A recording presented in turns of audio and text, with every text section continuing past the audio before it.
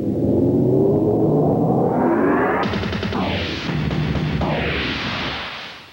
I'm Allison Stewart, and this is MTV News. Billy Idol is on his way back to the music scene with his first album since 1990's Charmed Life. Of course, Idol was in a motorcycle accident around the time of that release, and while he was laid up, he grew intensely interested in computers. As a result, his first album in 3 years is called Cyberpunk. It was recorded in a home studio controlled by a Macintosh computer.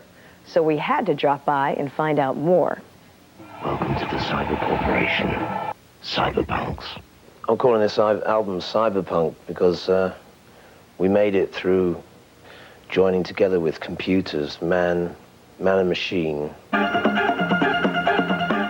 This sort of modern day technology sort of enabled me to go from, say, taking 8 years to make 2 albums to 10 months to making 1 album.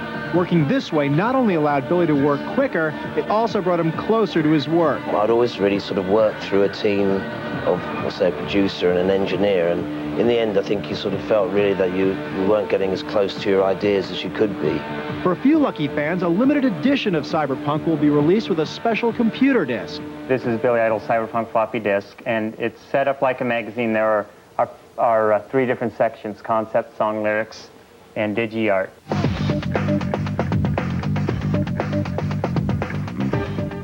And there's Billy Idol's internet address, idol@well, SFCAUS. If you have a computer and a modem, you can send him electronic mail. If fans call me on it, it's mainly just to talk about the album, just when it's coming out or how we did it. In fact, the Cyberpunk album is due out at the end of June, preceded by a single called Shock to the System, inspired by last year's LA riots. I actually had a whole different set of lyrics that were nothing to do with riots or anything like that, and just seeing what was happening in front of my eyes, I just rewrote the lyrics immediately, and we recorded them that day.